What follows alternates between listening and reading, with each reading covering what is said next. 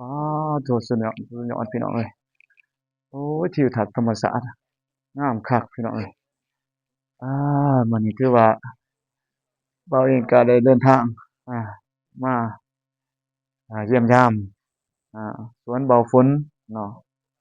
เบาฝนดาวไต่อีกครั้งหนึ่งพี่น้องเอ้ยกับทิวทัศน์ธรรมศาสตร์อา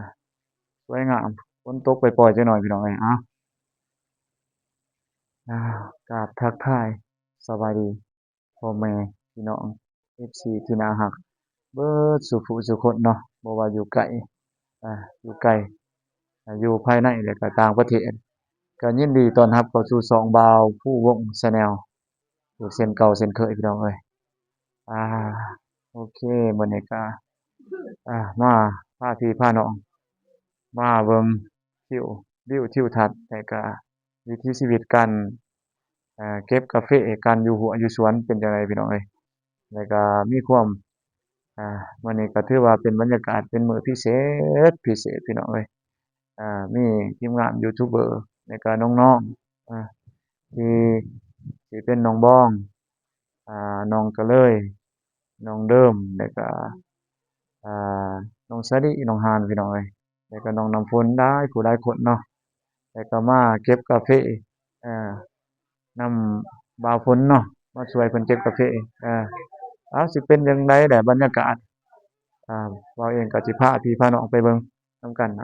ไปเบิ่งกันเลยพี่น้องเอ้ยอานี่เพิ่นก็เฮ็ดแบบผสมผสานพี่น้องเอ้ยมีข้าวโพดสาลีตอนนี้ก็เวลาก็เที่ยงๆพอดีเพิ่นพักอ่าเที่ยงพอดีพี่น้องเอ้ยอาสวนก็โอ๊ยกว้างไกลสุดแสงหูแสงตาพี่น้องเอ้ยอะฮะนี่ก็สิเป็นแนวทางใหม่เพิ่นตัดพี่น้องในเบื้องนี่ตัดทะลุไปพุเพิ่นสงสัยเพิ่นสิทะลุออกไปเมืองปากซองไปทางเพราะว่าเป็นเมืองท่าแจ้งก็เป็นเมืองหนึ่งที่มีชายแดนอ่าติดจอดกับเมืองปากซองแดนนาวเนาะพี่น้องเนาะบ้านกาเฟแอ้แอ้กาเฟที่ส่งขายไปทั่วโลกพี่น้องเอ้ยกาแฟเมืองปากซองกับกาแฟเมืองท่าแจ้ง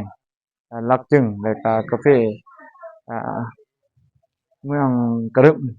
มีคือกันเนาะพี่น้องเนาะอะคือว่าลาวใต้นี่คือว่ามีแต่เขตลาวใต้เนาะเป็นสวนกาแฟที่เป็นสินค้าหลักของลาวเราเนาะคือว่าวันนี้ก็มันก็คือคนงานมาบ่าวฝนก็หลายแต่ก็มีเบาเตียงแหน่รับพวกน้องๆมาอาโอ้โฮโอ้โฮบรรยากาศเพิ่นบ่าวฝนบ่าวเตียงโอ้พุ่นโอ้คือชาวสวนคักบ่าวเตียงบัดนี้โอ้เฮ็ดคือคักแต่บัดนี้โอ้เป็นเกษตรกรตัวจริงเนี่ยบ่าวเตียงบัดนี้พุ่น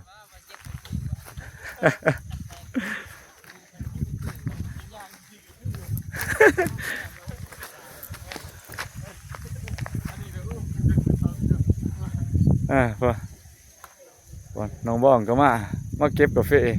น้องก็เลยน้องโอ้ยเบิ่งโอ้ยบ่าวนุ่งก็บ่ได้เป็นสอบพุ่นบ่าวนุ่งเบิ่งโอ้พุ่นเฮลโล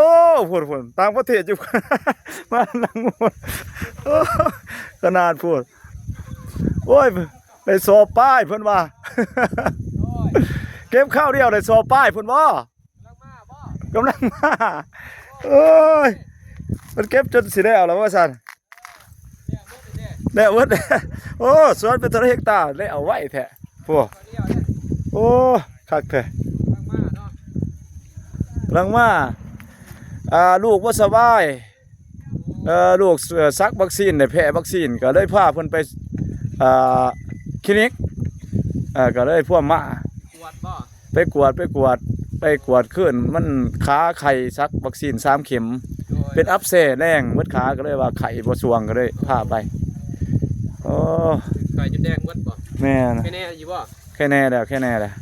สบายดีเด้อพี่น้อง จ้าสบายดี โอ้ห่วงอันนี้เนาะ โอ้กวางคักบรรยากาศร่มเย็นๆเนาะ พูด เปล่าน้องเนาะ จนหอดปลาพุ่น โอ้พุ่นกุ๊กสัมไผ่พุ่น เออ โอ้กุ๊กสัมไผ่พุ่นกวางสุดเสียงหูเสียงตาแหละพุ่นสวนพุ่นสวนเบาฝนพี่น้องเอ้ยนี่แหละได้มาเห็นตัวจริงแล้วน้องบ้านน้องเนาะโอ้กวางกาแฟเป็นได้อยู่บ่ท่านน่ะ นี่วะ แม่นกาแฟที่ไปเก็บมันสุกแล้วบ่ โอ้ลกไปเลย น่า น่ะตัวนั้นแหละ ว่า เออ เชื่อเลย สามสิเก็บเนาะ โดย เก็บผู้เดียวนี่บ่แล้วแน่นอนน่ะ โอ้ บ่ได้จ้าง เก็บผู้เดียวก็สิได้ทะเลกุ๊กบ่ต้องเก็บกับมือหนึงก็ได้อยู่จำซอไปแหละ เออ เก็บกับจำซอ ผู้ได้เดือนหนึงก็ได้30สอบ ผู้ได้โดนติบก่อนเนาะน้องเนาะกันบ่จ้างเขาอ่ะ บ่ไหวบ่ไหว บ่ไหวเด้อ จ้าง บ่ได้จ้างเพิ่นคือว่าเพิ่นปลูกผสมผสานในบ้านน้องนี่คือว่ามีอันนั้นนี่ๆอีหยังเขาเอิ้นนี่ปลูกทุดินเนาะทุดินแหน่กาแฟป่นไปนำนี่กับสาลี่กับพูดก็มีนี่ๆๆพี่น้องเอ้ย งาม โอ้หลายอันใดแนวได้นี่ ยามแรงนี่ บักเพชรบักหยังก็มีเบิดนี่ ยามแรงฉีดยาแล้วก็โหดน้ำเนยไปนี่ แถวนี้ก็แม่นๆคือสิเพิ่นระบบน้ำเพิ่นก็เพียงพอได้เด้ เปิดเฮ็ดได้เนี่ยอ่างน้ำเนาะ แม่นๆคักแล้ว เฮ็ดอ่างน้ำก็ฉีดไปนี่ก็ได้นะ ระบบก็ซ้ำระบบบริษัทเพิ่นได้เพิ่นเฮ็ดนี่ แม่ คักแน่ของเพิ่น โดย ถือว่าคักเนาะกว้างพุ่นเพียงพุ่นจักเท่าเฮกตาร์สนัดอยู่ดินเพิ่นคักอยู่แม่นของน้ำเพิ่น โอ้มาสื่อแฟนโซลาร์เซลล์ ใส่โซลาร์เซลล์ข้างใน ห้องน้ำเรือบนเขาเจาะน้ ห้องน้ำติ ำเจาะน้ำเนี่ย บ่เจ้าน้ำบ่ได้ห้องน้ำทำบ่ฝน เจาะน้ โอ้แม่นเพิ่นอันนั้นเนาะเพิ่นโป่งขึ้นไปแซงเนาะ ำน้ำตัวนี้มานี่ อ่า เจาะน้ำเนี่ย เจ้าน้ำคักแล้ว เจาะอะไรเรื่องเนี่ย ถือว่าอยู่นี่ก็คักแล้วเป็นบ้านสวนนะคือเนาะเป็นเฮือนอยู่สวนนี่ถือว่า เส้นทางเขามาง่ายนี่นอน แม่ เลยเลย เพิ่นก็มา มักเด้บ่น้องมักเป็น แม่น มักบรรยากาศแบบนี้ บ่เองก็ยังมักคือกันบ่น้องเอ้ยใส่ว่าถือว่ามักเลี้ยงสัตว์เลี้ยงสาเอาไก่เอาเป็ดมาปล่อยก็ม่วนเนาะบ่น้องเนาะ แม่ คันว่ามีคนเฝ้านี่มีกระโพดสาลีมีครบแล้วอยู่นี่ปลูกซ้ำสิซ้ำอยากปลูกว่าซั่นซะความกว้างความดินนี่เนาะบ่น้องเนาะ โดย เออ จำ อันกาแฟ น้อง เพิ่น ทราย ได้ล่ะ น้องทรายเอ้ย ไปแล้วยังลืมกันน่ะมาบ่ทันกันน้องทราย บ่ตุนก็เก็บบ่ตุน บ่ได้มาเด้ บ่ตุนบ่ได้มาบ่ โดย เอ้าคือเพิ่นไปไสเนาะได้ยิน เบิ่งในคลิปเด้ โอ้เพิ่นมาเวียงบ่ เบิ่งคลิปบ่เตียงติอกหัก โอ้อกหักแฮง น้องทราย ว่าซั่นบ่ น้องทรายเอ้ย เลยมาแล้ว ออก มาพุ่น เบิ่งเลย มาน้ำหลังหมู่พุ่น น้องทรายเพิ่น เออ เพิ่นดิไปอัปเดตบ่เฮ็ดหยังกิน ยังบ่ทันให้เขาอัปเดตมาฮอดปั๊บก็เห็นทีมงานเบาเตียงก็เบาทีมงานนั่นแหละเบิดทีมงานเนาะ โดย เอานุ่งเบามีก็ย่างเป็นแถวมา ได้คนกันมาโดยด้วย บรรยากาศ บรรยากาศ หน่อยนึง อากาศ เอาไปถ่ายคลิปแบบมุมที่เกินว่าน่าสงสารเราก็เปลี่ยนบรรยากาศมาแบบ ธรรมศาสตร์แน่เนาะที่พันก็ธรรมศาสตร์แน่ พ่อแม่พี่น้องเพิ่นเบิ่ง มาสูบมา คลาย ยัง เครียด แม่น เล็กน้อยอยู่นี่เนาะ มาสูบอากาศสดบ่เคิน แม่น เนาะ อยู่ไกลกับผู้บรรยากาศดี นี่ผู้พี่น้องนี่อากาศมันนี่ก็คักเนาะซึม เรื่อยๆ อันนั้นซึมอันนั้นสิเงาๆจังหน่อยแดดมันบดพี่น้องลมพัดเย็นๆนี่โอ้ ดีอะไรอย่างเงี้ย คักแล้วนี่เป็นตาจิตเบิกบานเนาะมานอนเถียงนอนหน้าเนาะ ไป บ่เครียดเอ้าไปเฝ้าน้องเอ้ย โดย นี่ ขอบ บัก น้อง เกลือ ใส่ผู้อยู่ในน้อยย แม่นเพิ่นผมดูใส่ปุ๋ยมีหลายอย่างเพิ่นปลูกผสมกันไป ำโดย ไป อ่างใหญ่เนาะ อ่างน้ำเพิ่นก็สนัดนี่แหละที่มาก็เบาฝนเบานั่นนี่ เห็นแล้ว เบาเจ็บที่ โอ้คักเนาะ ถือว่าครบคักแล้วสุดยอดแล้วน้ำนี่ถือว่าใส่คักมันโป่งขึ้นเต็มอ่างใหญ่ตัวนี้นี่ก็โทซ้ำสิใส่แล้ว มีผู้น้ำเนาะนี่เนาะ แม่น อันนี้ผู้น้ำหมดเต็มเลยนี่ใส่ก้าวดีๆงามๆนี่โอ้ยันจะแตกเท่บุรีแตกเลย เททับ อ่า แบบเทเอานะบ่ก่อนะเทขึ้นเลยตีมันจะสิแข็งแรงกว่าเฮากอได้เนาะ ลยใส่เลยก็เทลงเลย อ่าตัวนั้นมันสิแข็งแรงกว่าเนาะ แห้งๆเลยนะกันว่าเฮาก่อเอาบอกบ่เอาดีๆบ่แตกโลด ดันความน้ำความ จะตันอย่างนี้ ความดันของน้ำมันได้มันแห้ง อยู่ในหัน โปมซัมโพประมาณนี้ก็สิโปมบ่เต็มเนาะแต่มึงสิโปมจะได้สำนึงได้เพิ่นโปม เป็นใส่ก้าวที่ กาวติดเนาะ ก้าวหวนนี่ตาเบิ่งนี่ มันมีรูเอาไปจะได้มันแตก แตก ตอนนี้ก็เพิ่นก็กำลัง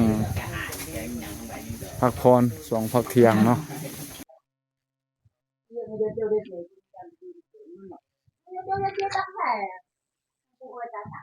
อืมนี่อ้าวมาหมดเที่ยงบ่าวฝนพอดี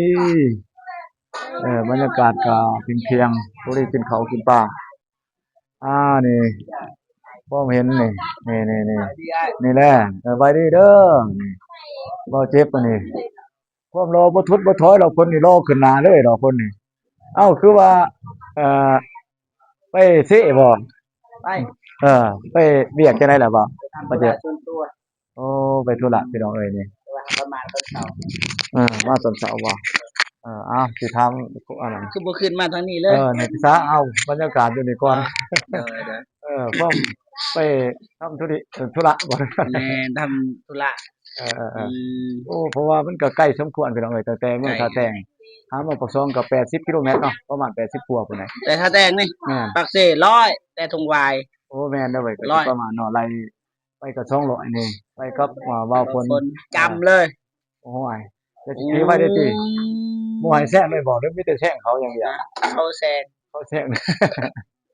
นี่แหละเพิ่นก็เดินทางคู่ใจว่าซั่นซะไปไสก็ไปนำกันบ่าวฝนก็เขาเจ็บก็ ชาวบ้านพัก ไป นอน ก็ อยู่เซ่ ไปโซนกันก็ว่าไปแต่บ่พ้นไปก็บ่มีหมู่เนาะ เอ ไป อ เว้าไปว่ากันอย่าว่าไปพอได้พอได้จอกพอได้หัว ที่ เท เรี ร ยน ถ มีงานก็ช่วยเหลือกันก็มาไปแล้วก็นอนแล้วก็มื้ออนก็ตีกลับเลย เดินเช้า6 โมง เอก ลับมา อ 6 โมงพอดี7 โมงฮอดบ้านบ้านทงวาย ชั่วโมงหนึงชั่วโมงปลายเนาะ แล่นรถประมาณชั่วโมงปลายเพราะว่าเฮาแล่นรถสาเด้มึกคันสิเทียบตอนไปกับตอนกลับเนี่ยมันซ้ำกันแต่ว่ากลางคืนกับกลางเว้นมันต่างกัน เออก ลางคืนเฮาย่านแน่ขับช้า จ้า อืมแต่ว่ากลางเว้นเฮาก็ส่ำนั้นแหละแต่ว่ามันแจ้งเด้กลางเว้นเรารู้สึกว่ามันช้าประมาณขับรถ80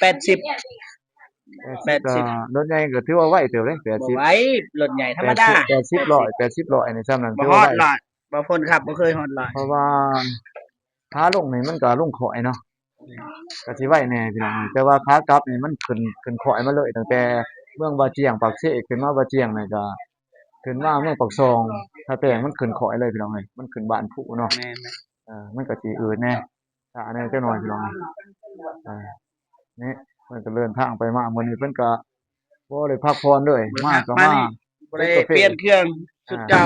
นี่เพิ่นก็เกษตรกรตัวจริงเลยพี่น้องเอ้ยเพิ่นก็มีสวนคือกันนั่นแต่ว่าก็สิบ่รวมบ่หลายแต่ว่าบ่ได้เก็บอยู่แต่ว่าประสบการณ์เก็บกาแฟเอาเบิ่งเว้าให้สู่ FC ฟังเบิ่ง ประสบการณ์ คือว่ามื้อหนึงนี่ได้หลายสุดจักกิโลแบบ มื้อหนึงบ่ เคยเก็บรอบหนึง มื้อละสอบเนาะ ค คน น หนึงก็สิประมาณเท่าใดน่ะ50เนาะ 50โลแต่ว่า 50โล ถ้าของเฮาเองเด้ แม่น เพราะว่าของคนอื่นนี่อาจจะได้หลายตัวอย่างว่านำบริษัทขูดเอา ๆอ๋อ แต่ว่านำตัวเองบิค่อยๆบิเอาค่อยๆเก็บ เอ มัน อ ต่างกัน ตัวนั้นเนาะ เออ ถ้ามาพูดก็สิได้หลายหน่อยเนาะ แม่นบางคนก็คันบริษัทคนไว้ก็3 โอ้ 3สอบ 3สอบตัวมื้อเนาะ แม่น โอ้คือว่าเก่งเลย3สอบตัวมื้อพี่น้องมื้อนี่บ่ได้หยุดเลยเด้อผู้ว่า โอ้ เพิ่น บ่ได้หยุดเลยคันอยากเว้าก็เว้าได้มาบ่หยุดเลย อ๋อมื้อนี่ต้องบริการเลย แม่นไปเลย คักๆนี่ประ เป็น ส ห บ ยัง การ คื ณ์ อมาสะ ประสบการณ์ตัวจริงดูบ่สบาย สบายบ่ ลูกชายผู้น้อยอะ อ๋อ แพ้วัคซีนไข้ได้ขาเป็นอักเสบอิหยังอักเสบบ่เพิ่นเอิ้นแดงๆไข้ซำหน่วยไข้เป็ดนี่มันไข้ในขามันก็เลยพาไปคลินิกเช้าเกี่ยวว่าได้มาช้า ไปกินข้าว ไปจ้ะ เพิ่นมานั่งพักผ่อนบรรยากาศอยู่พี่สิให้เบิ่งทีมงานพักผ่อนจังไดนี่สวัสดีล่ะนี่นี่สุดโดเด้นี่นี่ว่านี่คักเด้นี่แนวใดได้มักอิหยังคือเอิ้นตัวนี้โอ้เพิ่นเฮ็ดตัวนี้ข้ามโปะพี่น้องเอ้ยนี่นอกจากกินส้มตำบักหุ่งแล้วนี่ยังมาบริการตัวนี้ต่อพี่น้องเอ้ยมาเออ แต่ในเห็นเลย พอนี่พอว่าฝนนี่เพิ่นก็พาลูกๆนานๆมาเก็บกาแฟพี่น้องเอ้ยคือว่าสวนเพิ่นก็หลายบ่อนหลายหม้องหลายบ่อนเนาะบ่เนาะจักบ่อนพอสวนกาแฟจ้ะอ่า บอลบอลเดียบอลไล่บอลกับกาแฟกลางมันก็ไล่ บ่กาแฟตัวนี้แน่กาแฟกลางนี่บ่ แม่น อยู่บ้านทุ่งไม้ก็มี แม่น บ้านทุ่งไม้ก็มีอยู่พี่ก็อีกสวนหนึงอยู่บ้านทุ่งไม้ก็มีหลายบ่อนเนาะ เออ มีทั้งสวนกาแฟพี่น้องเอ้ยแล้วก็มักแนงก็มีบ่ มีเบิด มักแนงก็มีแต่พอก็ถือว่าเพิ่นก็เป็นสายเกษตรนั่นแหละว่าจังซะเฮ็ดเวียกเกี่ยวกับเฮ็ดเฮ็ดสวนนี่แหละเพิ่นก็แต่ละปีเพิ่นก็ขายได้หลายเด้กาแฟนี่ปีกายได้จักตูนทำอะไรเป็นกับเป็นจำนวนตูนนี่พอบอกให้ฟังได้บ่ ยังกาแฟ แม่นกาแฟ ประมาณ2ต้นปลาย 2ตูนหมากสีแหละบ่หมากแห้งเนาะ มักซี โอ้หมากสีว่าเพิ่นเอาไปอิ่วเลยไปตากเลยพี่น้องเอ้ยคือว่าก็ได้สมควรเป็นกันได้2ตูนนี่เพราะว่ามันก็ประมาณเป็นเท่าใดตูนเนาะเวลาเฮาเนาะ6ตูนจังได๋ตูนหนึงเรียกว่า6 7ตูนกันได้2ตูนก็ได้10ตูน 10ปลายต้น 10ปลายตูนต่อปีพี่น้องเอ้ย 10ปลายต้นมักดิบแดง เอ่อคือว่าเป็นครอบครัวหนึงที่ว่าเป็นครอบครัวต้นแบบหั้นแหละเพิ่นว่าเป็นครอบครัวที่เศรษฐกิจพอเพียงถือว่าอยู่ไร่เนาะเศรษฐกิจมันพอมันเฟื่อเพิ่นก็พอได้กินได้ใช้เพิ่นว่าเอ่อนี่ก็ลูกหลานเพิ่นก็หลายผู้หลายคนมานอนประจำบ่พออยู่พี่ บ่นอนแน่ก็เปลี่ยนกันกับไซพ่นนั่นแหละ สลับ แท กัน นบางเทื่อเฮานอน โดยเอ่อว่าฝนมาแหน่แล้วก็แต่พอมาแหน่เนาะ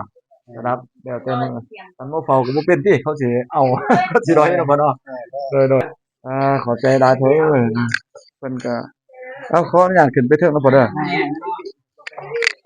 นี่ก็น้องบ่ฝนคือกันพี่น้องเอ้ยนี่น้องสาวเพิ่นสวัสดีเด้อเออนี่ก็น้องน้องบ่ฝนคือกันนี่ผู้นั้นก็แม่นบ่ผู้น้อยสินะ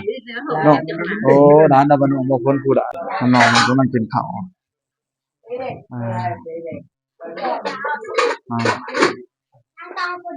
อ๋อกินข้าวสามัคคีเลยนี่โอ้โหเลยสวัสดีเอากินโอ้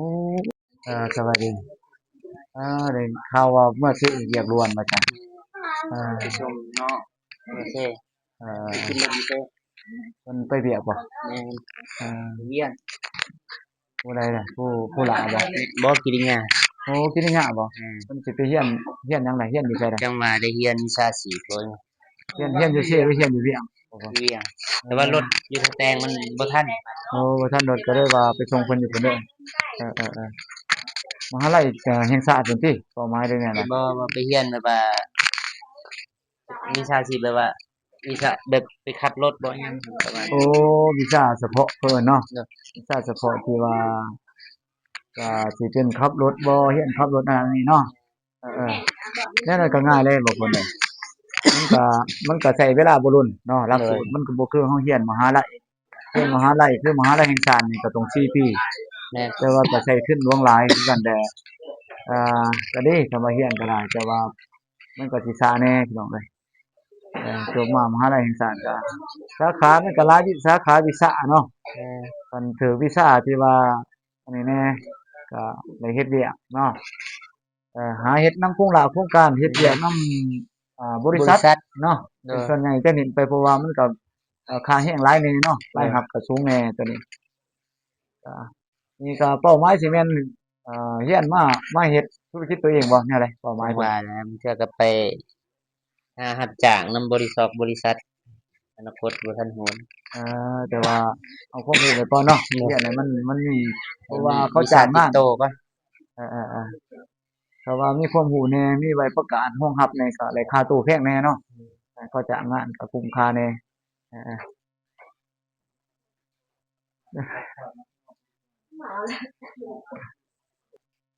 เออพอดีอ้ายก็มาแต่เพิ่นก็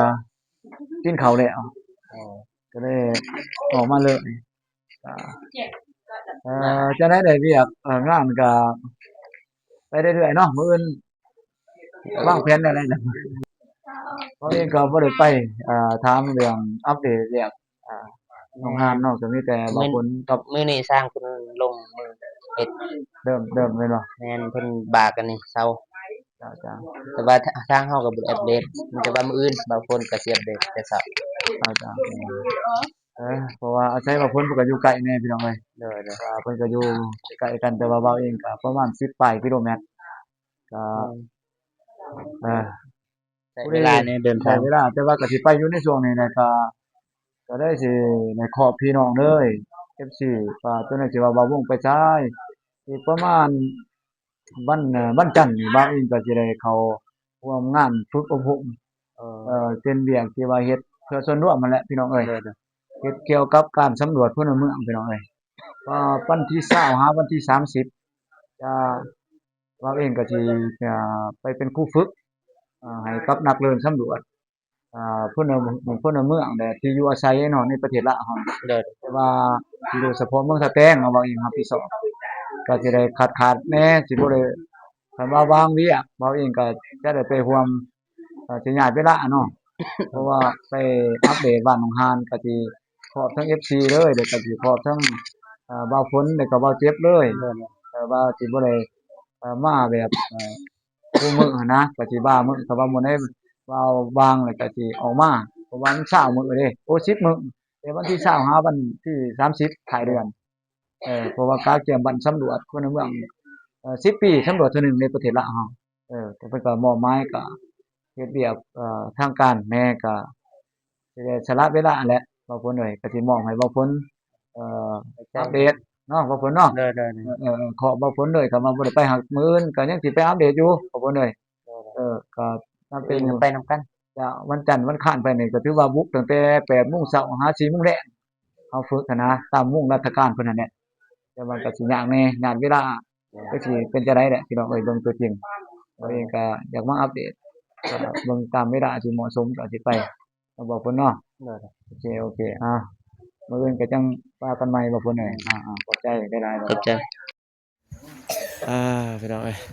ถือว่าเริ่มแต่กินข้าวพักเที่ยงเลยก็เกียมลงเก็บกาแฟต่อนี่น้องน้ำฝนลงเก็บกาแฟบ่โดยโอ้บ่อยากแจ้งบ่ได้น้ำฝนเลย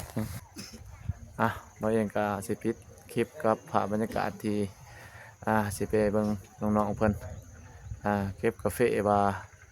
สิได้น้อยได้หลายจังได๋เนาะพี่น้องเนาะหลังจากที่ได้พักเที่ยงแล้วก็